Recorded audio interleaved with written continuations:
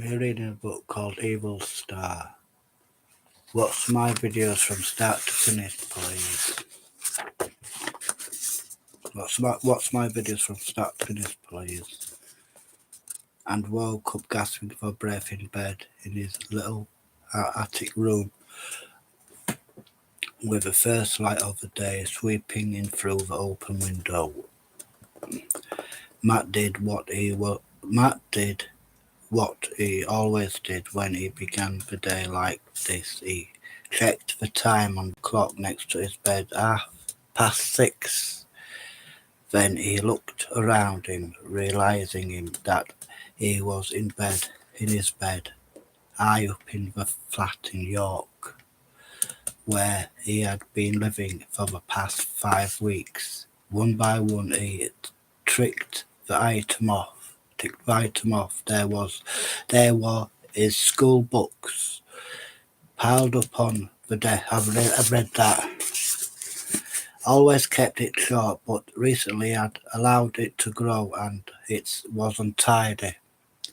With no painting, blue eyes, Matt was in good shape, with square shoulders and well-defended muscles.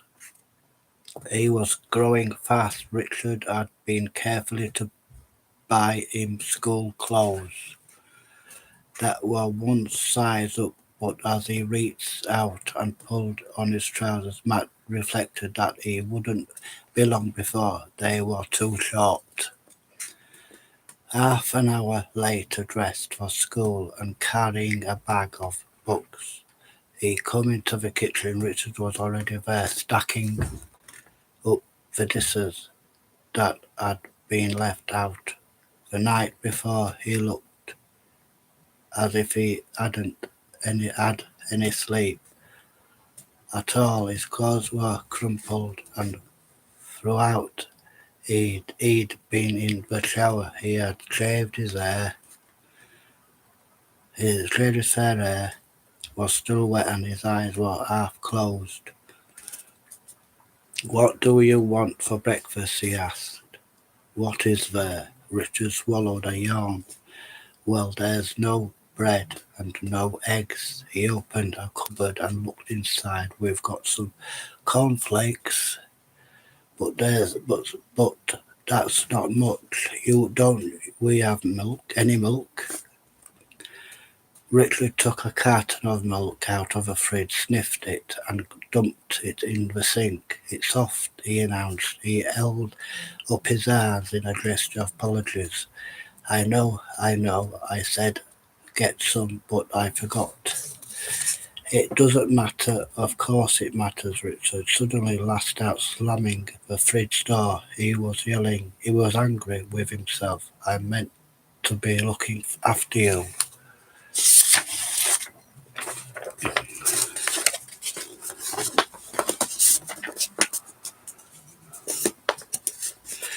Matt sat down at the table. "It's not your fault," he said. "It's mine." Richard began. "No, we might as well admit it. This isn't really working, is it?" "That's not true." It is true. You don't really want me here. The truth is you don't even want to stay in York." "I don't mind," Richard. "If I were you, I wouldn't want to have someone like me hanging around either." Richard looked at his watch. "We can't talk about this now," he said. "You're going to be late for school." "I don't want to go to school," Matt replied. "I've been thinking about it." He took a deep breath. "I want to go back on the Leaf project." Richard started. "Are you crazy?" Leaf stood for Liberty Education Achieved Through Fostering. It was a government program that had been designed for delinquents, and Matt had been part of it when he and Richard met. "I just think it would be easier," he said. "The last time you joined the Leaf Project, they sent you a coven of witches. What do you think it'll be next time? Vampires? Or perhaps Or maybe you'll end up with a family of cannibals. Maybe I'll get an ordinary family that look after me. I can't look after you. You can't even look after yourself. I didn't meant to say it, but the words had just slipped out. You're working in Leeds. You're working in Leeds now. He went on. You're always in the car. That's why there's never any food in the house, and you're worn out. You're only staying here because of me. It's not fair. It was true. Richard had lost his job at the Great Malling Gasty, but after a couple of weeks he had managed to find work on another newspaper, the Gitton Echo, just outside Leeds. It wasn't a lot better. He was still writing about local businesses.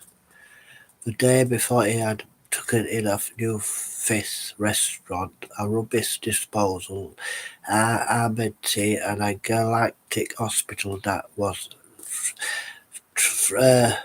treated with closer trips, tips, and ips, as he put it.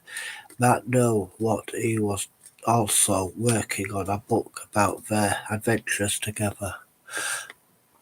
The events had held to the destination of the nuclear power station, known as Amigo, and the disappearance of the entry Yorkshire village, but he didn't been able to sell the story to the press. Why should publishers be any different? I don't want to talk about this now, Richard said. It's too early. Let me this evening. I won't be late for once, and we can go out for dinner if you like, or I can take a takeaway. Yeah, all right, whatever about gathering up his books. What about breakfast? I'll go to McDonald's. Forrestal was a private school in the middle of nowhere, half between York and Harrogate, and all through Matt had said as much. It was the main reason he had begun.